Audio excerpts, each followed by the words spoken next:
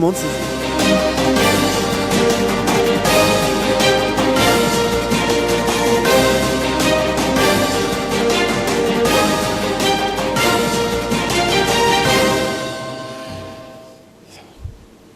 Mesdames et messieurs, bonsoir et bienvenue sur Télé Djibouti dans cette nouvelle édition de votre journal de 22 heures au sommaire de l'actualité.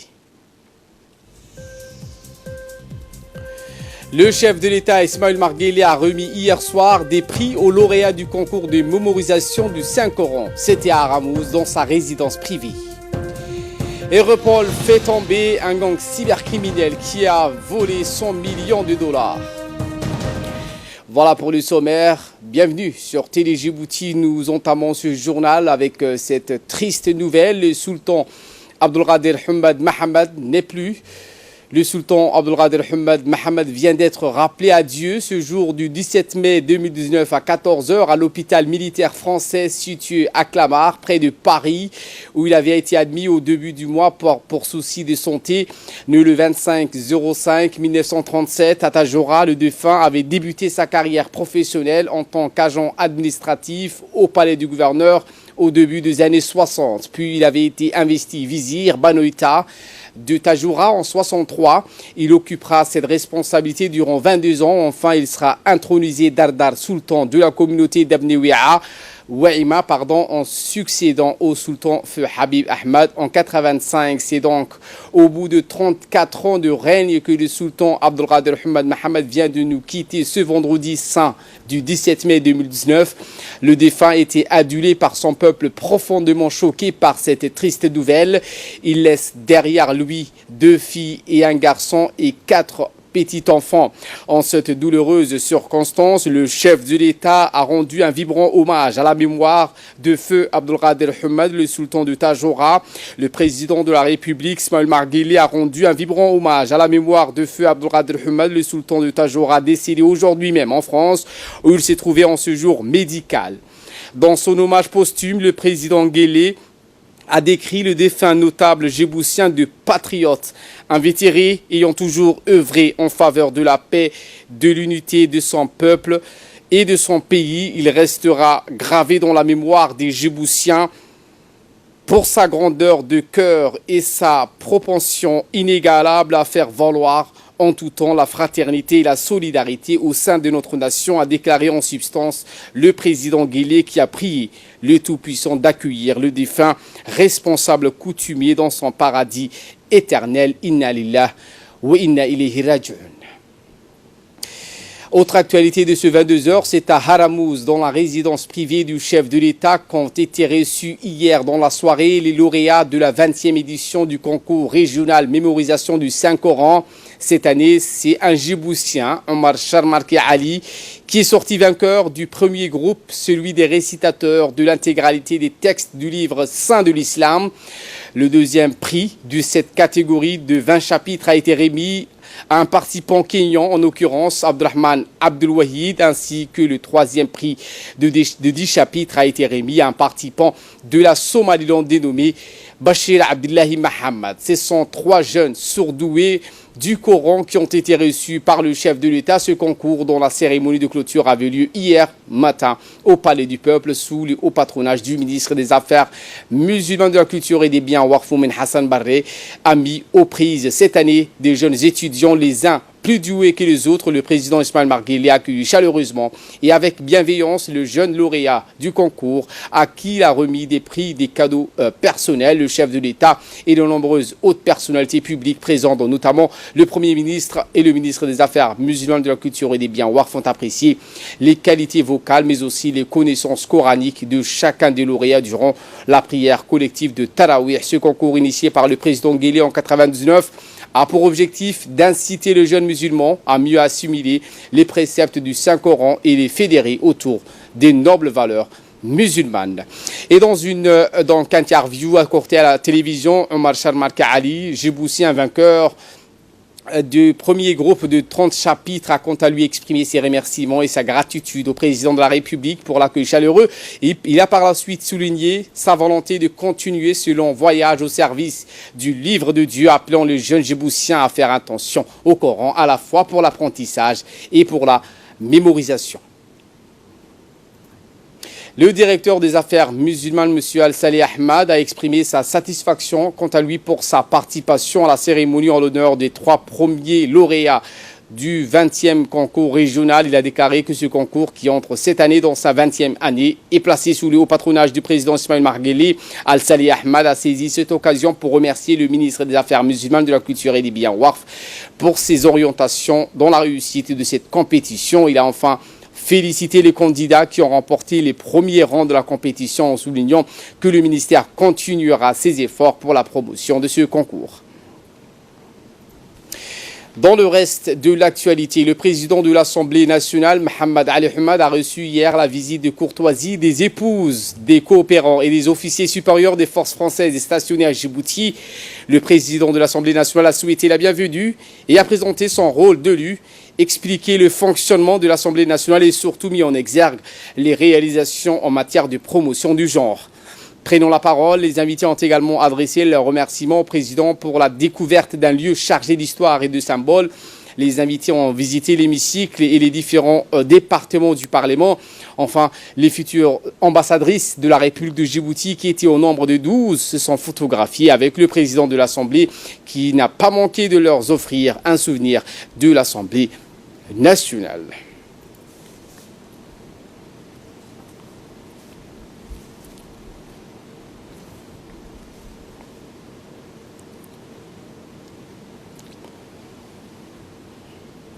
Depuis 1969, la Journée mondiale des télécommunications est célébrée chaque année le 17 mai, marquant la création de l'Union internationale des télécommunications et la signature de la première convention télégraphique internationale en 1865. À l'instar du reste du monde, la République de Djibouti célèbre ce vendredi 17 mai la Journée mondiale des télécommunications ayant pour thème cette année réduire l'écart en matière de normalisation. Le ministre de la Communication chargé des postes et des télécommunications, M. Redouane Abdullahi Badone, a fait une déclaration à cette occasion dans laquelle il a indiqué que cette commémoration vise à sensibiliser l'opinion aux opportunités qu'offre l'utilisation de l'Internet et des autres technologies de l'information et de la communication. Écoutons. Mesdames et messieurs, la République de Djibouti, à l'instar des États membres de l'Union internationale de télécommunications, IUT, célèbre en ce 17 mai 2019 la Journée mondiale des télécommunications et de la société de l'information. Le 17 mai 2019 marque également le 50e anniversaire de la création de cette journée mondiale des télécommunications et de la société de l'information en 1969. Le thème retenu pour cette année par l'IUT, l'institution spécialisée des Nations Unies pour les technologies de l'information et de la communication, est réduire l'écart en matière de normalisation. La réduction de l'écart en matière de normalisation est l'une des pierres angulaires de la mission de l'IUT en tant qu'organisation des Nations Unies. L'un des principaux objectifs de l'IUT est d'élaborer des normes internationales qui offrent une base commune au service de croissance et de l'innovation, mettant ainsi en avant l'importance du travail qu'accomplit l'Union pour garantir un processus de normalisation global et intensif. Les normes IUT garantissent l'équité. Elles permettent autant aux pays développés qu'aux pays en développement de profiter de manière équitable des TIC et d'avancer plus vite vers la réalisation des 17 objectifs de développement durable. Mesdames et messieurs, l'écosystème djiboutien des TIC a connu de grandes réformes par l'adoption de plusieurs lois pour favoriser le développement du secteur et protéger les consommateurs. Des efforts ont été consentis pour accompagner la vulgarisation de l'usage des TIC. Cependant, nous devons redoubler d'ardeur dans la définition de la politique, des politiques et des stratégies cohérentes de développement des télécommunications et des TIC en vue de renforcer l'intégration de notre pays dans la société de l'information. Je tiens à souligner qu'il n'y a pas de développement harmonieux sans une prise de conscience de la lutte contre les attaques informatiques qui constituent un enjeu majeur pour les particuliers, les organisations, les administrations et les entreprises. En effet, cette problématique est l'arme la plus redoutable de nos jours, en ce sens que les infractions, délits et crimes sont commis dans un espace virtuel. Le ministre de la Communication, Redouane Abdullahi Badone, a souligné en poursuivant ses propos que sous l'impulsion du président de la République, Ismaël Marguerite, d'énormes efforts ont été réalisés dans le domaine des télécommunications et des TIC. Réécoutons le ministre. Mesdames et messieurs, Dans le cadre de la vision 2035 initiée par le président de la République, son Excellence M. Ismaël Omar Guelleh, notre pays a réalisé de grands projets d'infrastructure. Dans le domaine des TIC et suite à la mise en place du schéma stratégique intégré, notre pays a également connu ces dernières années des grandes avancées. Les abonnements aux services de télécommunications mobiles sont passés de 287 000 en 2014 à 400 000 en 2018, soit une augmentation de 37%. Les abonnements en fixe sont passés de 22 000 en 2014 à 37 000 en 2018, soit une augmentation de 68%. Le nombre d'usagers d'Internet, de l'Internet haut débit a enregistré un boom, dépassant plus de 163 000 utilisateurs en fin d'année 2018, alors que ce nombre n'excédait pas les 28 000 en 2014. Cela a été multiplié par 6. La couverture de l'ensemble des chefs-lieux et des sous-préfectures par la téléphonie mobile de type 3G et 4G, la suppression progressive des coûts liés au roaming entre les pays de l'Alliance Smart Africa, la construction d'un point d'échange Internet, l'élaboration d'une stratégie nationale de développement des TIC, ces marges stratégiques intégrées. De nombreux chantiers sont également en cours pour faire de l'écosystème des technologies, de l'information et de la télécommunication et de la communication un levier de croissance des autres secteurs socio-économiques et de l'amélioration du bien-être des populations, tel qu'un cadre légal et réglementaire attrayant, la construction des data centers pour héberger les données nationales, régionales et internationales. Mesdames et messieurs, tous ces résultats ont été possibles grâce, d'une part, à un climat de paix et de confiance, et d'autre part, à l'engagement du chef de l'État, son Excellence M. Ismaël Omar Guelleh, et de son gouvernement à améliorer les conditions de vie et de travail des populations. Conformément à la feuille de route du président de la République, son Excellence Ismaël Omar Guelleh, M. Ismaël Omar Guelleh, mon département ministériel est engagé de faire en sorte que notre pays ne soit pas en marge de la société de l'information. Pour ce faire, nous avons la ferme volonté d'améliorer la qualité des services de télécommunications avec des prix abordables, renforcer la couverture du réseau mobile à l'ensemble du territoire, soutenir et accompagner les jeunes entrepreneurs du secteur du TIC, faciliter et promouvoir l'accès à Internet haut débit, lutter contre la fracture numérique entre la capitale et les régions, protéger les droits des consommateurs des services de télécommunications et des TIC, etc. Mesdames et messieurs, je recommanderais à nos chers concitoyens de tirer profit des opportunités offertes par les TIC. Je voudrais saisir cette occasion pour remercier nos partenaires, surtout l'Union internationale des télécommunications, pour leur appui inestimable et leur rassurer de notre volonté à intensifier la coopération régionale et internationale. À la une également, le ministre de l'Intérieur, Moumine Ahmed Cher, accompagné du secrétaire d'État à la décentralisation, Hamadou Mohamed Alamis, ainsi que des responsables de son département, se sont rendus hier à Tadjoura. À son arrivée, la délégation a été accueillie par le préfet de la ville blanche, Abdelmalik Mohamed Benoïta, le président du conseil régional, Omar Hussein, ainsi que les 4 sous-préfets de Randa, Dorra, Adeilou et Lakassal en présence des élus et des autorités régionales. L'accueil a été enthousiaste et chaleureux. Les discussions avec les chefs coutumiers ont porté sur comment donc s'enquérir des conditions de vie de la population et prise de contact.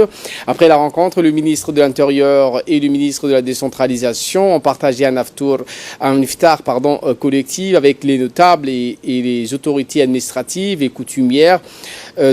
Cette cérémonie de rupture de jeûne a vu la participation des différentes personnalités de la région, le préfet et d'autres personnalités, les responsables des services déconcentrés, les commerçants, les chefs des quartiers, ainsi que la forte participation des jeunes de Tadjoura.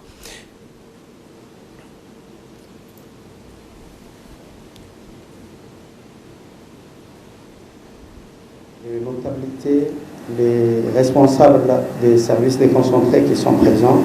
Je ne vais pas m'étaler dans mon intervention parce que l'objet aujourd'hui de la visite du ministre, c'est les prises de contact avec les services déconcentrés de l'État. Le secrétaire d'État à la décentralisation, Hamadou Mohamed Alamis, a précisé que son département travaille en synergie avec le département de l'Intérieur, mais aussi avec les autres départements. Et les défis à relever sont multiples pour répondre aux attentes de la population des régions, raison pour laquelle le président a tracé une feuille de route pour renforcer la mise en œuvre de la politique de décentralisation qui est une des priorités de son gouvernement. Le secrétaire d'État a remercié la population et les autorités de la région pour l'accueil réservé à la délégation.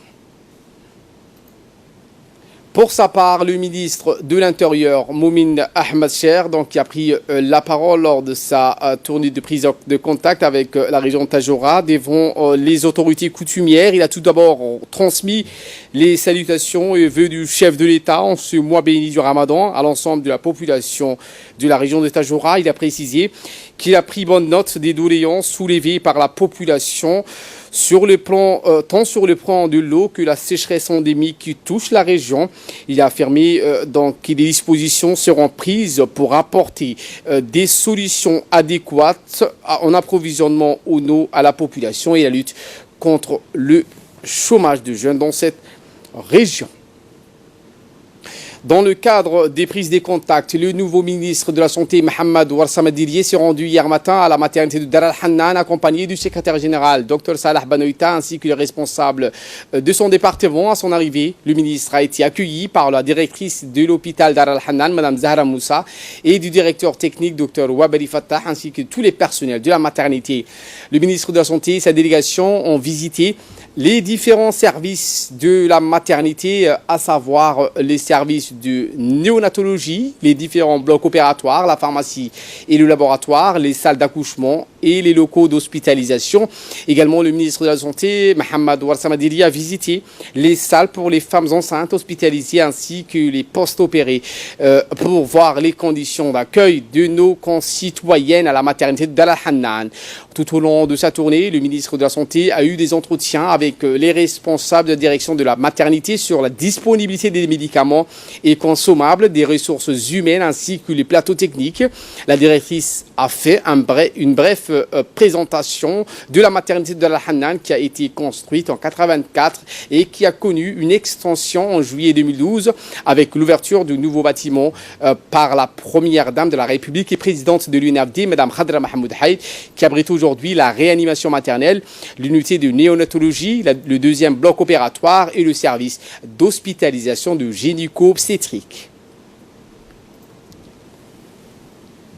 Le ministre de la Santé toujours, Mohamed Ouarsama Dirie, a reçu hier la représentante du bureau du FUNIAP à Djibouti, Aïcha Ibrahim. Ont assisté à cet entretien le secrétaire général, Dr Salah Banoïta, ainsi que les principaux responsables de son département. Au cours de la rencontre, les deux parties ont discuté des voies et moyens de redynamiser et intensifier le partenariat entre le ministère de la Santé et le FUNIAP. Le ministre de la Santé a souligné l'importance capitale que revêt l'appui technique du FUNIAP à Djibouti. De son côté, la représentante du bureau local du FUNIAP, Mme Aïcha Ibrahim, a assuré d'emblée le ministre de sa disponibilité et celle de son département aux côtés du ministère de la Santé.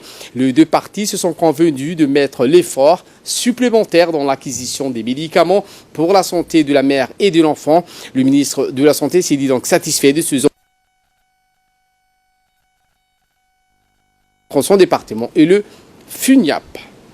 Également dans l'actualité, le nouveau ministre du Travail chargé de la réforme de l'administration, M. Isman Ibrahim Roblé, a clôturé sa tournée de prise de contact par une visite à la Caisse nationale de sécurité sociale, la CNSS, institution placée sous l'autorité du ministre du Travail.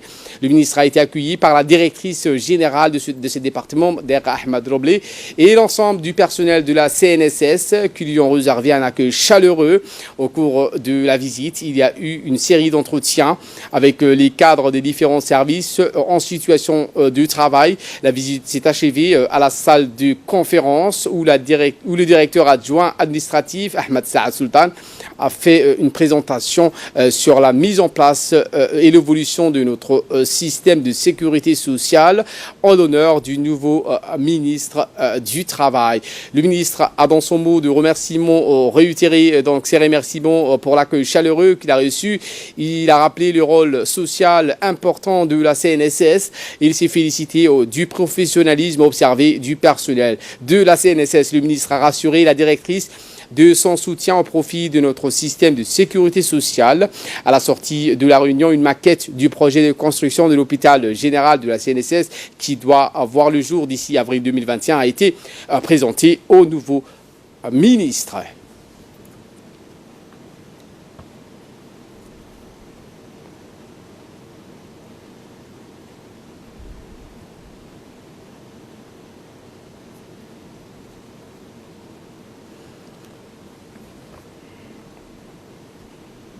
En tournée dans les régions depuis le début du Ramadan, après Diki, la caravane de la radio-télévision de Djibouti, composée d'une vingtaine de membres, dont des techniciens commerciaux, des journalistes, a organisé hier soir une grande soirée d'animation religieuse après la prière de Tarawih, dirigée par le Cheikh Awalo, diffusion en direct. Tout le personnel de la radio-télévision, y compris les responsables de la RTD, ont mis donc le double pour la réussite de l'événement retransmis en direct sur le petit écran toute la soirée. La soirée d'Obok a participé avec ferveur et organisée lors de cette caravane. L'événement a été suivi avec enthousiasme en direct par tous les Djiboutiens et ceux de la diaspora, animé par le Cheikh Ali Bacha et Omar Adan.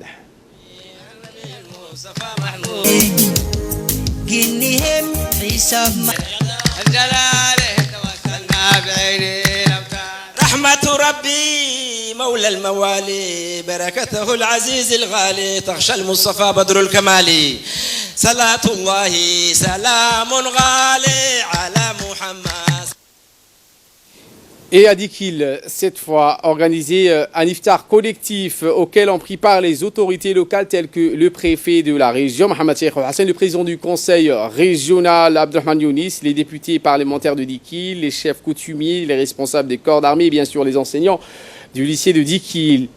Cet iftar collectif donc, qui est intervenu au moment où l'année scolaire s'achève vers sa fin et qui a été l'occasion pour les responsables du lycée de la région de l'Unité de remercier les principaux partenaires de l'éducation pour leur collaboration et leur contribution à la réussite scolaire.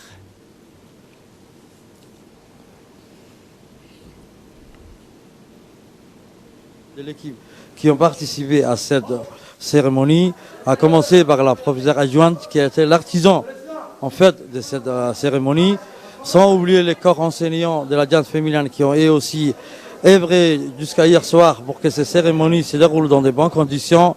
Donc nous implorons enfin à Allah Dieu d'accepter nos doigts et nos prières. Au chapitre sport de cette édition, le secrétaire d'État à la jeunesse et au sport a donné un lot de matériel sportif au sous-directeur des 5 régions de l'intérieur. Cérémonie qui s'est déroulée à la salle de conférence du stade Hassan Gouled à Petite-Donne en présence du directeur des sports, Abshir Ali Hassan, et du chef de service des régions, Youssouf Abdallah. Ce lot de matériel était composé de ballons de foot, des baskets, des sifflets et des ballons destinés aux jeunes des régions. Ainsi, des tournois seront organisés à Mouloud et dans d'autres localités.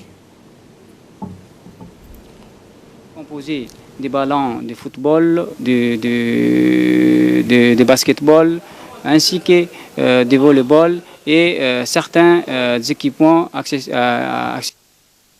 Toujours dans le cadre du tournoi du Ramadan, la Fédération djiboutienne des sports de pétanque a organisé un tournoi pour 30 équipes issues des 3 communes de la capitale. La soirée a vu la participation du directeur des sports, Monsieur Abshir Ali, du président de la Fédération djiboutienne des pétanques, Ali Elmi, ainsi que plusieurs amoureux de cette discipline. À noter que ce tournoi de pétanque a rassemblé 30 équipes compétitives réparties dans 2 boules. Enfin, le directeur des sports, Abshir Ali, a remis donc un lot des boules à la fédération. Il a réitéré le soutien de son département aux associations des quartiers et fédérations nationales. Et de là, nous passons à ce qui domine l'actualité hors de nos frontières. Europol fait tomber un gang cybercriminel qui a volé 100 millions de dollars. Goznim, c'est le nom d'un logiciel russe qui restera dans l'histoire de la cybercriminalité internationale. Il a permis de piller les comptes bancaires de plus de 45 000 particuliers, entreprises et institutions financières à travers le monde. Lors de rebond, au total, une somme vertigineuse, environ 100 millions de dollars, à ce qui vaut 89 millions d'euros. Europol a révélé cette information hier et les nombreuses victimes peuvent lui dire merci. L'Agence européenne de coopération entre toutes les polices a dirigé une vaste opération qui a abouti au démantèlement du réseau des cybercriminels. 6 pays principalement ont enquêté et agi sur le terrain, a précisé la direction d'Europol, basée à La Haye aux Pays-Bas. Le cerveau présumé du réseau et son bras droit ont été arrêtés en Géorgie. Un 3e homme est tombé aux mains du policier en Ukraine et des poursuites judiciaires sont lancées contre d'autres suspects en Moldavie et aux États-Unis où les millions volés est en partie donc blanchi, mais 5 personnes de nationalité russe se sont volatilisées dans la nature et sont activement recherchées. Voilà pour l'essentiel de ce 22h. Merci à vous de nous avoir suivis. Très bon suivi des programmes sur Télé Djibouti.